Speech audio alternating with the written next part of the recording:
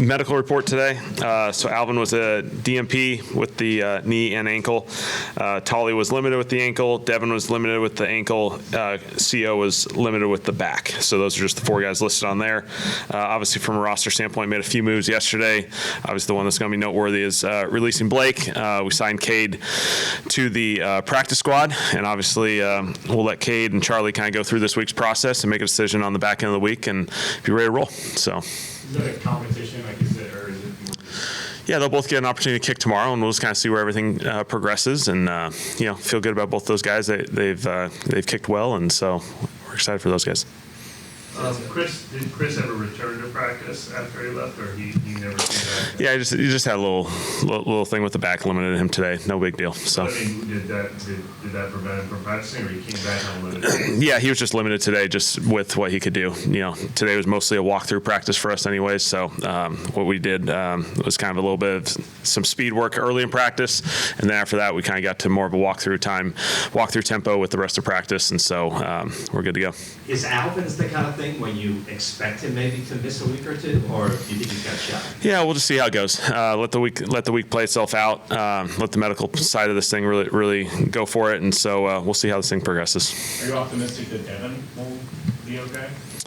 Yeah, Devin was limited, so he was still able to practice out there. Again, mostly a walkthrough setting for us today, but he was able to move around in the movement periods, and then in the walkthrough he was clean. And so those guys are just on a maintenance thing. They just got to work through it. What's like the recovery factor, like when you're deciding which games use a lot of tempo in and like which ones that maybe not? Probably factors in starting with how the defense reacts to tempo. That's one thing, and then second is usually you'd love to get to a ton of tempo, but you got to get to it in ideal situations. You got to be conscious of the other side of the football, as the other side of the football played a ton of snaps. When we're speaking about our defense, for example, this last game, our defense was on the field a lot early in the game. You got to be conscious of that. And as the drives extend, then you provide yourself a little bit more time to play with some tempo, and so something we'd always like to do, but you got to put yourself. You got to have positive gains on first down to lead into second and third and earn first downs, and that's the way you can play with tempo. What did you like about Cade in the tryout process? Yeah, I thought he kicked well yesterday. We went through a process, obviously, as we had discussed. I think he's a guy who has kicked in this league before a couple times now. He's continued to progress. These guys get better each and every opportunity. Even when it's kicking is a unique experience where you're continuing to develop. Even if you're not on a roster, there's so much development going on their own with kicking specialists and different people, and their training continues to grow. And so I felt like he kicked well yesterday and earned the opportunity to be in here. Did he get better than Justin Tucker, or was this something like competition? No, we went through a process and kicked all those guys yesterday. Made a decision that we were going to sign Cade, and Charlie's here, and Charlie has kicked well lately, and so we're just going to go through a due diligence thing. We did it with running backs and receivers as well. And how did Blake factor into that? I mean, was there anything yesterday that could have sounded like you guys kind of made the decision that you needed to change? I mean, we talked through it. It was going to be an evaluation process for those other three. See how that thing went yesterday. Felt like there was some good work in there for those guys, and so felt comfortable with making this move. It's not easy. I think the world of Blake. He's going to be a really good kicker in this league, and if you look at the history of a lot of kickers in this league, they have maybe a moment similar to this where they got to navigate something. They respond really, really well. He's going to kick in this league for a long time. He's going to have a ton of success, kind of navigating this. And then with Cade, obviously you brought in two guys. One was a veteran and one was a young player, so there wasn't a clear rhyme or reason. But do you like the idea of it being a 24-year-old who you can evaluate over these 6-7 weeks and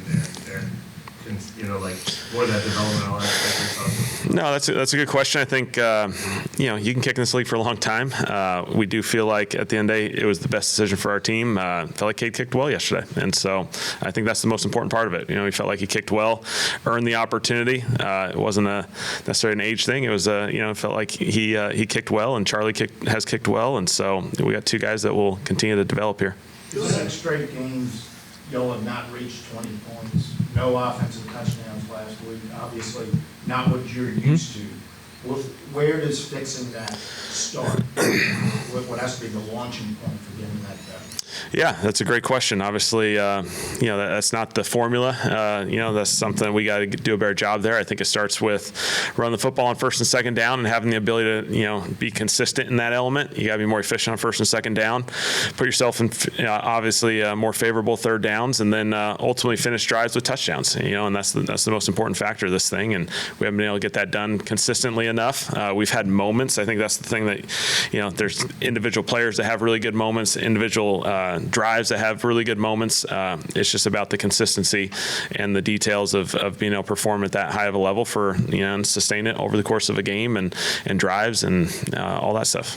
Was there kind of an added emphasis on getting kind of from the high red zone to low red zone this past week with the one game? It seemed like, a lot of run.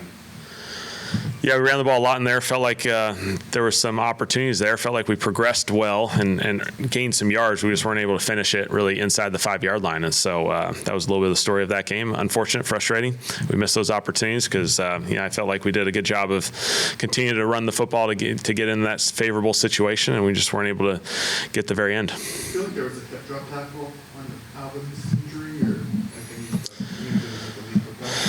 I don't know.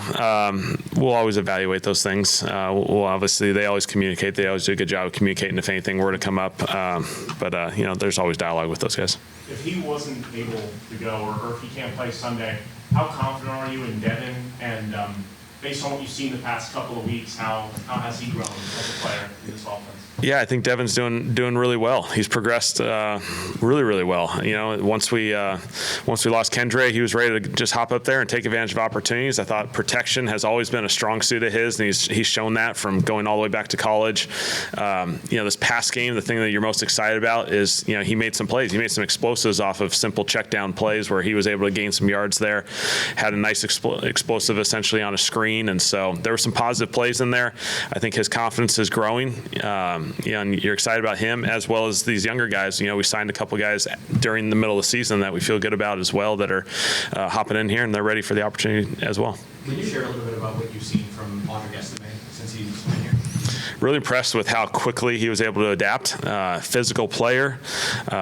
He can do a variety of things. I think just the physicality definitely shows up. You can recognize that. But again, I think for his ability to acclimate this quickly and be a smart, heady player, understands the system, understands the responsibilities. We've felt very comfortable very quickly with him.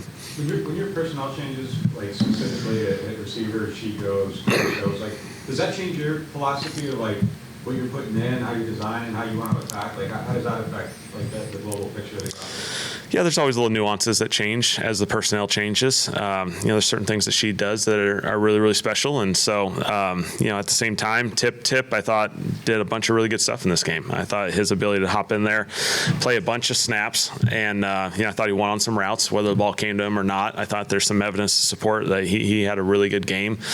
Vele's continued to play this really, really important role for us, and that'll continue for moving forward for a while. And so he does a ton of stuff in the run game, the action game that it will provide, and then I thought he made some really good contested catches in the middle of the field. And so, those guys all have different skill sets, different opportunities, and so, we just got to adjust as we go.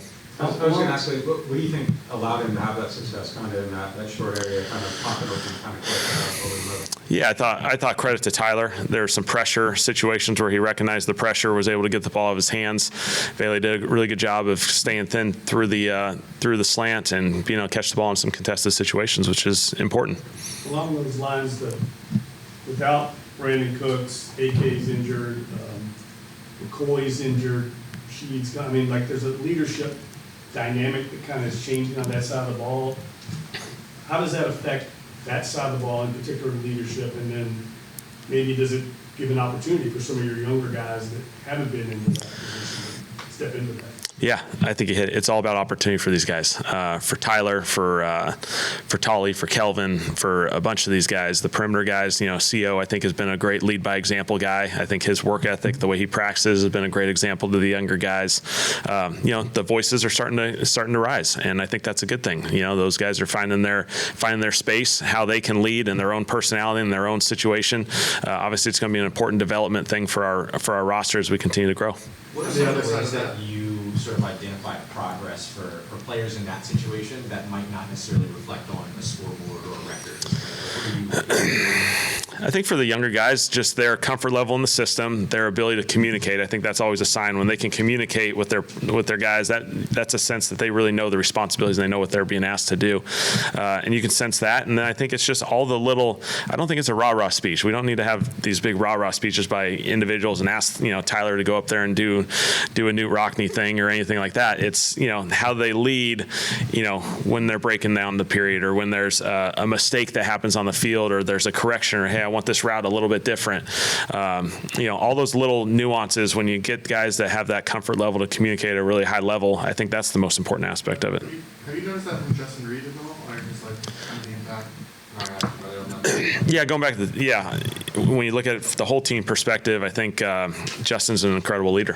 His focus, his details, the way he plays, the way he prepares, it's really, really special. He's a guy that, you just want to show a lot of young guys, just say, hey, watch this guy. Watch this guy. Watch the way he works, the way he trains, everything he does during the week.